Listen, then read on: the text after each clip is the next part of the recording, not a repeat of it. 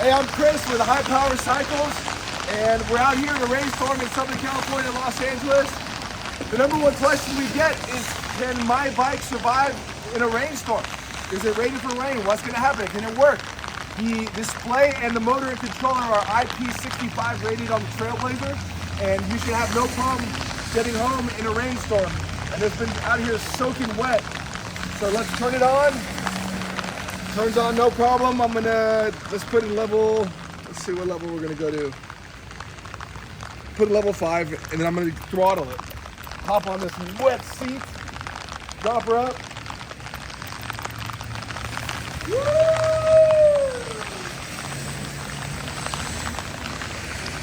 Woo! It works! All right, let's get out of here.